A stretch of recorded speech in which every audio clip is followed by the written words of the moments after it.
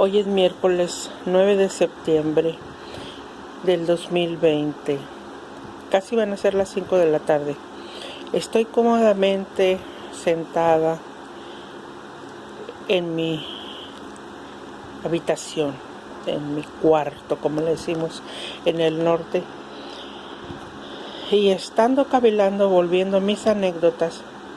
Y antes de empezar por mi paso en la maquila, tengo que ponerlos en contexto antes de llegar a ese capítulo de mi vida. Recordarán, si es que están siguiendo mis videos, que en el video dedicado a mi padre expuse que yo no había ido a la secundaria porque mi papá consideraba que las mujeres no necesitábamos eso. ¿Para qué? Si éramos mujeres y algún día un esposo pues nos iba a mantener o cualquier cosa, ¿no? Entonces, yo tenía 12 años quizá, ya había terminado mi primaria, y mi papá, ¿por qué no?, decide enviarme con una tía, o sea, hermana de él, la mayor, una señora en ese momento ya grande. Me manda con ella a Raymondville, Texas. Ella vivía en una casa con mucho patio. Recuerdo que ahí en el patio tenían su asador. Mi tío Lupe Trejo, que era su esposo, asaba su carne y yo veía que le echaba unos chorritos de cerveza de una lata a la carne, y yo como que ya no quería comer porque como a mí no me gusta beber, yo sentía que no era correcto. Yo era una niña de 12 años, pero él decía que eso era para darle sabor, y pues sí le quedaba bien el asado al tío. Él era esposo de mi tía. Mi tía era hermana de mi papá. Ella se llamaba Elodia. Amigos, todas las palabras que yo use aquí, por favor, les estoy narrando como en la edad que yo tenía en ese momento. 12 años. Solo recuérdenlo. Entonces esa tía Elodia, tan feo su nombre como ella, una señora nefasta, gorda y fea. No sé por qué sentía yo que me odiaba. Y solo estaba ahí porque su hermano se lo había pedido seguramente. Pero ella no estaba nada contenta con eso. No entiendo por qué, teniendo yo 12 años, ella me echaba a dormir en una cama improvisada en su sala. Ni siquiera tenía yo un cuarto. Y me ponía un colchón ahí y me echaba a 2 de sus nietos. Uno de sus nietos ya tenía mi edad y el otro tenía como 10 años. Uno se llamaba Johnny, que era el más grande, y el chiquito nada más le decía el monito. Bueno, entonces el Juanito era bien canijo. Yo sentía que si me dormía por las noches él podía pasarse de listo, hacerme tocamientos o algo, y no me agradaba la sola idea, ¿no? Yo la pasaba mal cuando ellos iban a quedarse con ellos a dormir. Esta tía nefasta tenía, no sé por qué, tenía la costumbre no de llamarme por mi nombre o algo que me dijera, bueno, le caigo mal y por eso me habla así. No, ella me decía marihuana. Sí, amigos, cada que se refería a mí, oye tú, marihuana, ven para acá. O sea, y yo, para empezar, decía, bueno, ¿qué es marihuana? Oigan, tengo 12 años. Yo vivía en una burbuja, vivía en otro mundo, en mi mundo, y ahí no existían las drogas. Ahora entiendo lo que ella estaba tratando de decirme. Recuerdo que una vez mi papá habló y le dije, ¿por qué esta tía con la que me mandaste me dice marihuana? Y mi papá solo como que no me creyó, pero no sé si habrá hablado con ella, porque un buen día me sacaron de su casa y me enviaron con una de sus hijas, la mayor. La hija de ellos, que era mi prima hermana, con la que yo no había tenido mucho acercamiento, solo cuando venían a casa de mi abuela en diciembre, pero no estaba yo tan cercana a ellos como quiera. Ella se llamaba Lupita. Si yo tengo 58, pues ella seguramente ya es muy anciana o ya murió, no lo sé. Ella ya estaba casada y tenía una niña. Entonces me lleva a su casa y ella trataba pobrecilla, ella trataba de hacer todo lo posible para que yo me sintiera bien con ella. Y me llevaba a Dairy Queen. Ahí conocí ese lugar maravilloso de postres, porque a mí me encantan los postres. Y ella me llevó a una feria que se hacía ahí en Raymondville de juegos mecánicos, y recuerdo perfecto que me subí al martillo, porque yo siempre he sido pero muy intrépida. Ya me andaba, ¿no? Yo a estas alturas o ya en la edad mediana dije, yo jamás me subiría nunca al martillo, pero en ese momento lo hice. Era una inconsciente. Y luego me llevó al primer cine en el auto. Eso sí era nuevo para mí. Fui a ver, recuerdo, una película de momias. No recuerdo el nombre. Me gustó la sensación, la experiencia. Esto fue en el 74. Así que parece que ahora en el 2020 quiere regresar todo a lo de antes, pero en fin, yo ya tuve esa experiencia y sí es agradable, sí me gustó. Ella tenía una bicicleta banana, así le decimos a las que no son bicicletas de montaña ni de mujer u hombre así altas, sino más cortitas. Obvio no traía llantitas de las que vienen atrás, ya sería el colmo. Y yo me daba vuelo subiéndome ahí, iba y venía. Pero la verdad es que al llegar la noche y que ella me mandaba a dormir con su hija, y la niña me hacía preguntas en su mocho español.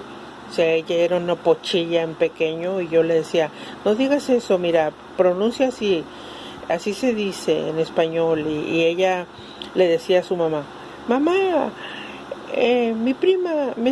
tu prima me está enseñando mugreros. O sea, ella le llamaba al idioma español hablado correctamente mugreros. En fin, yo no quería quedarme en esa vida, yo no quería estar ahí, aunque me sacaran a pasear. Y recuerdo que Lupita un día me llevó a un garage sale, así se le dice allá, una venta de garage, una venta de, abres tu cochera y haces una venta de lo que tengas ahí en tu casa que ya no lo ocupes, para ganar un dinerillo. Y me llevó a una venta de esas y me dijo, busca algo que te guste aquí. Y yo desde que tengo uso de razón, amigos, jamás me ha gustado la ropa de segunda. Entonces yo escogí un baúlito, un baúl pequeño, lo recuerdo perfectamente, era beige, de este color de este libro, así de ese beige. Estaba bien macicito, estaba bonito. Y me dijo, ¿por qué escogiste eso? Y le dije, porque quiero que me regreses a mi casa y ahí me voy a llevar las cosas que me has regalado. Y ella se puso triste y me dijo, ¿no te gusta aquí, verdad? ¿No estás a gusto? No estaba a gusto porque esa casa no era mía. Yo no salía a la calle si no salía con ellos. O sea, estar en el aire acondicionado todo el día viendo la televisión y comiendo y sin hacer nada, eso para mí no es una vida. Es como tener un pájaro encerrado en una jaula. Le dije, no quiero estar aquí, me quiero regresar a mi casa. Y yo me puse en huelga de hambre. Yo recordaba que en alguna parte alguien había dicho, o yo había leído, que puedes durar muchos días sin comer siempre y cuando bebas agua. Entonces yo dejé de comer y solo bebía agua. Y ella me vio que yo estaba bajando de peso. Me invitaban a almorzar, a comer, a cenar y yo no iba. Entonces yo no estaba comiendo y ya no me podía casi parar de la cama. Yo siempre fui muy flaquita. Yo pesaba, yo creo, como mucho unos 50 kilos, y con ella bajé a 45. Y ella lo notó y dijo, ¿de verdad tú no quieres estar aquí con nosotros aunque te tratemos bien? No quiero estar aquí. Y me regresaron. Y ahí empieza todo lo demás, amigos. Si yo me hubiera quedado allá, no sé cuál sería mi vida. Seguramente no estaría aquí narrándoles esto. Estos libros no los hubiera comprado, no tendría este cuarto, esta casa, esta familia, no hubiera conocido a mi esposo. Nada de esto hubiera sido posible. Piénsenlo bien y verán que yo sí soy de las personas que digo que sí tenemos un destino. ¿Que lo podemos mejorar? Sí. pero el destino ahí está y nos alcanza tarde o temprano. Y es verdad que es cierto, yo creo en eso firmemente. Me regresan y entonces yo todavía no tengo 13 años. Ya les platiqué hace mucho en un video, que yo empecé a cuidar niños en las casas, pero pues me salían las arañas y adiós, yo ya no quería nada con eso. Entonces yo hacía los mandados en mi casa. Había una tienda en la 14 y Calixto de Ayala, en un triangulito. De hecho, esa calle obvio sigue ahí, el triangulito sigue allí, y siguieron poniendo negocios de esto y del otro, tienditas pequeñas, ¿verdad? Y recuerdo perfecto que una vez, como yo era así de loquilla de andarme lavando los pies y lavando cosas y todo, e irme hacia la tienda, pues ese día llegué con mis pies todos mojados y mis guaraches, y el refrigerador donde agarré 1 litro de leche me dio un gran toque y nadie se dio cuenta. Yo me quedé pegada en la puerta y nadie lo veía, hasta no sé cómo de pronto el refrigerador me aventó, pero qué susto, qué miedo. En fin, ya saben, peripecias de niña. Entonces por ahí yo vi en una casa que había un anuncio, que se solicitaban personas que quisieran andar con los fotógrafos para ir ofreciendo las fotos de casa en casa. Y fui, y entonces me encuentro un chico muy agradable y 2 más. Él se presentó y me dijo que se llamaba Daniel. Me presentó a su esposa o su mujer y se llamaba Blanca, una chica muy guapa como él.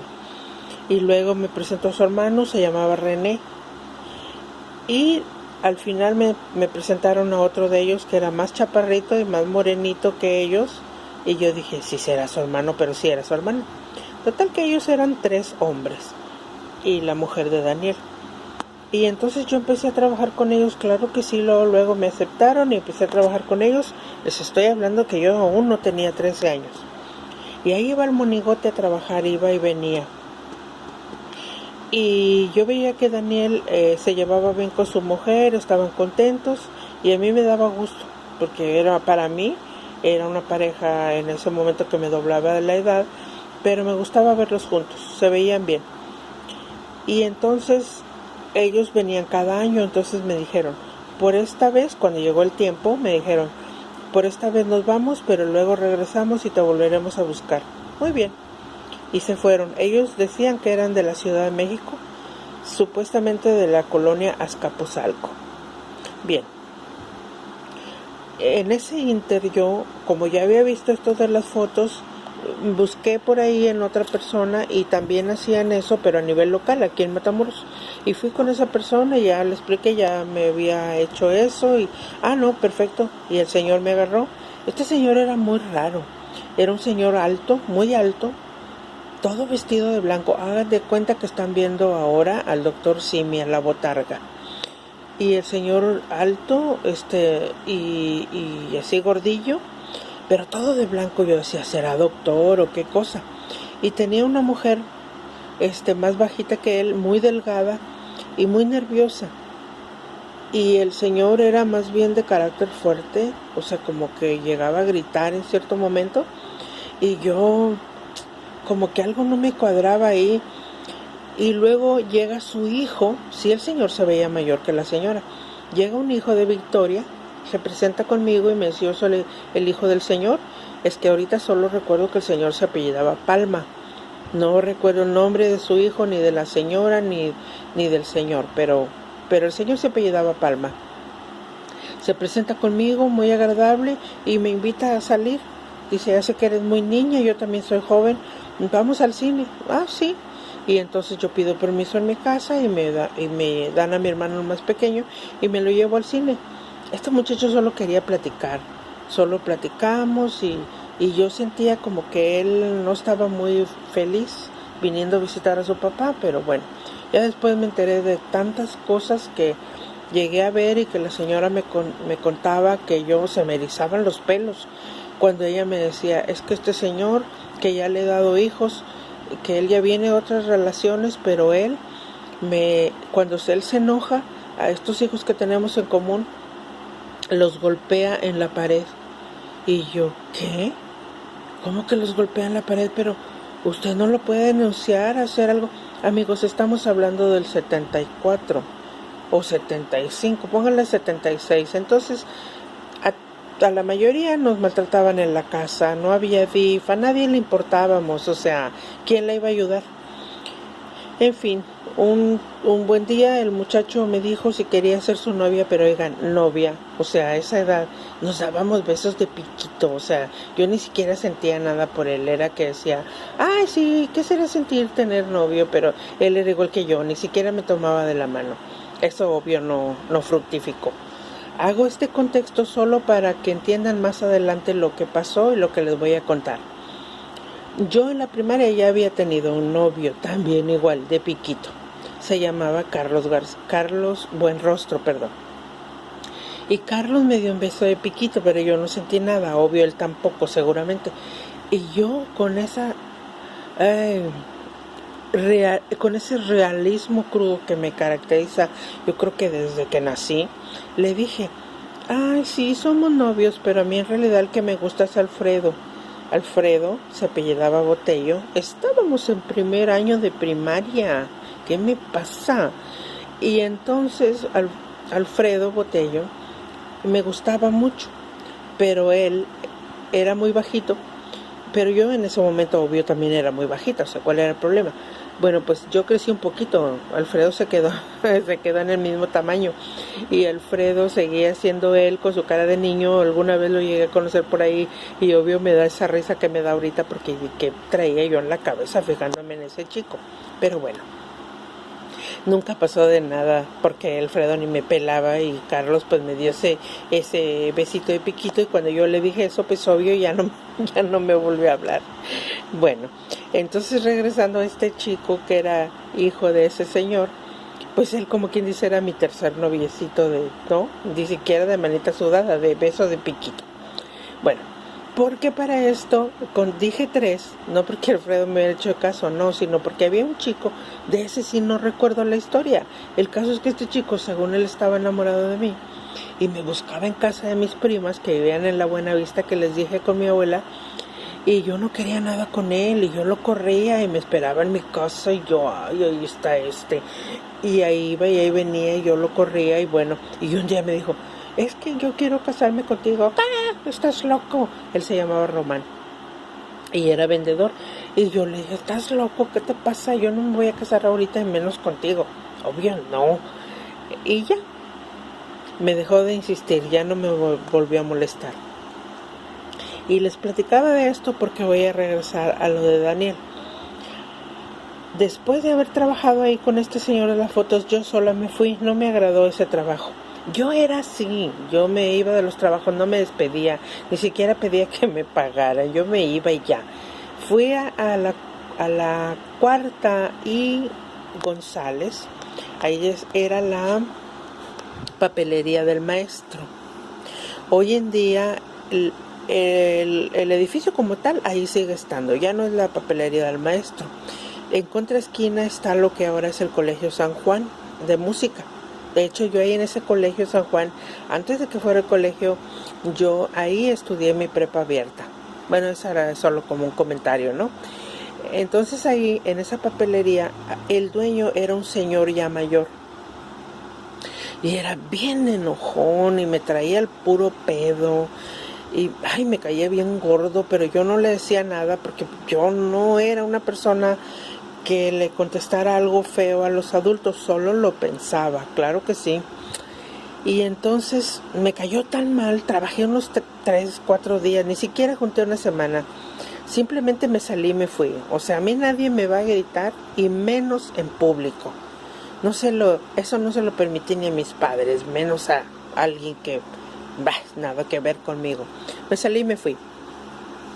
Y entonces voy al centro, y ahí sobre la 11, otra vez, entre González y creo que es la Morelos y González, ahí en la 11, de hecho el lugar sigue ahí, está justo a espaldas de la panificadora Ideal. Ahí trabajé en una juguería, así le decimos, ¿no? Hacían jugos, licuados y cositas así. Y ahí trabajé. Si se remontan a los años de los 70, todavía hasta los 80, el centro de Matamoros se cerraba muy tarde. Había transporte tarde, había mucho negocio. Y nosotros trabajábamos por la tarde-noche. Y nos daban la cena, nos daban un cierto dinerito y íbamos a comprar la cena. Éramos varias personas, un señor mayor y creo que otra muchacha y yo. Y ahí trabajé unos cuantos días. Y sí me gustaba y andábamos en friega y nos poníamos a platicar y era muy divertido. Pero parece que entre lo que me daban para la cena y lo poquito que me pagaron, pues como que no me gustó y ya no quise ir. Bueno, me regreso a mi casa y en ese inter ya es el año y regresa Daniel y me busca. Ni siquiera tengo así como que presente cómo fue. Regresa y me dice, ¿ya estamos aquí? ¿Empezamos otra vez? Claro que sí. Ahora con la salvedad que ya no venía Blanca. Y yo le dije, ¿qué pasó con Blanca? No, pues ya Blanca ya no está conmigo, ya nos peleamos y ella tomó su rumbo y yo el mío, pero no tenemos hijos ni nada, así que no hay ningún problema. Bueno, está bien. Y a mí me gustaba René, su hermano. René, hagas de cuenta que en sus mejores épocas estaríamos hablando de que están viendo a Miguel Bosé en ese tiempo. Y Daniel, pues era muy grande. Daniel yo lo veía que fácil tenía 36 años. Bueno, entonces empezamos a trabajar y todo. Y cierto día Daniel como que me quiso dar a entender algo. Y yo dije, no, espérame. O sea, a mí me gusta René, pero René no me hace caso, pero bueno. En fin, terminamos ese tiempo y ellos se volvieron a ir. En ese tiempo que ellos se fueron y volvieron a regresar, yo ya había ingresado a la maquila. Y por eso puse este contexto para que no me vayan a juzgar por lo que va a pasar en el capítulo de mañana, lo que les voy a platicar. Cuando él regresó, yo ya tenía 15 años, había ido ya desesperada con mi tío Esteban, que es mi tío político, el esposo de mi tía Juana, que ya les dije que yo jugaba lotería con ellas en la noche, que me escapaba de mi casa y jugábamos lotería todas las noches ahí en la ¿cómo se dice ahí? En la vecindad donde vivíamos, ¿no? Pues ese tío ahora ya por fin le habían dado, trabajaba en la agencia Ford, pero ahora ya era delegado de ahí y él me inscribió al sindicato de jornaleros y obreros industriales, o sea, a la CTM, ¿no? En ese tiempo estaba el señor Agapito González Cavazos de dirigente. Ahí me anotó y sí me llamaron. Y la empresa a donde me mandaron fue Electropartes de Matamoros. Mucho tiempo después, le cambiaron a Zenith porque los productos que nosotros hacíamos para la marca final que iba, nuestra maquila era Zenith. Todo lo que tenía que ver con esa marca de televisores y cosas así. Bueno, solo les estoy diciendo esto para que mañana el primer capítulo que les diga ya no volver a explicarles esto. Yo los invito, si quieren seguir escuchando anécdotas de mi vida laboral, 7 años en Electropartes, que para mí fueron todo. Muchas personas dicen, y yo lo creo, eso sí lo creo, que la vida, la calle, es la que te enseña muchas cosas, te moldea. Tú eres un niño en tu casa, eres un adolescente en el trabajo, una persona madura quizá en otro trabajo y una persona ya madura a esta edad que tengo yo. Pero esos recuerdos te los llevas contigo, es lo que atesoras. Yo solo les digo que estar en la maquila para mí sí fue maravilloso. Y si volvieran a hacer en ese tiempo, porque ahorita ya me cuentan unas cosas que yo de verdaderamente me voy para atrás. que ya no tendría nada que ver conmigo y mi fresez. Pero si yo volviera a ese tiempo de 70s, 80s en la maquila, lo haría, claro que sí, encantada de la vida otra vez. Sí me gustó la experiencia, los llevaré de la tristeza a la algarabía, pasando por la tragedia, hay de todo, hay amor, hay desamor, tragedias, pero mucha comedia. Hay muchas cosas que reflexionar de ese tiempo. Y yo espero, como este señor que ven aquí, yo tengo toda su obra. Cuando alguien dice, ¿a ti qué te inspiró como comediante? Dicen muchos nombres. Y casi siempre unos nombres de otro país y todo eso, ¿no?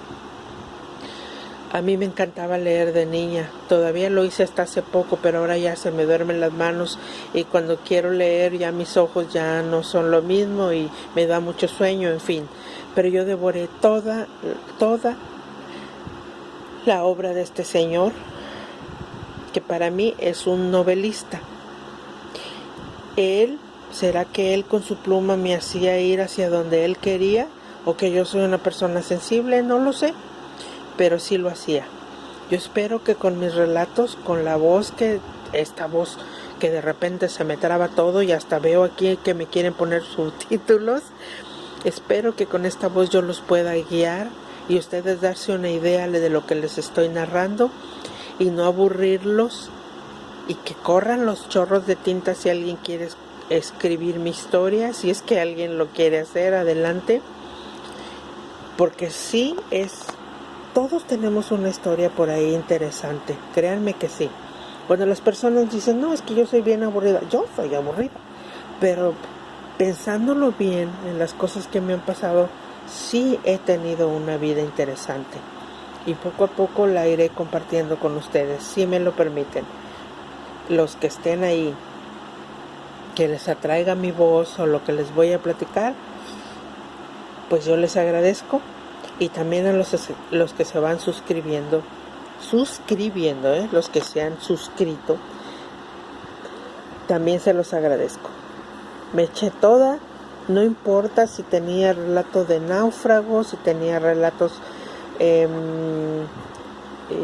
de periodismo, toda su obra, hasta las putas tristes que nada que ver conmigo, pero toda su obra me la eché.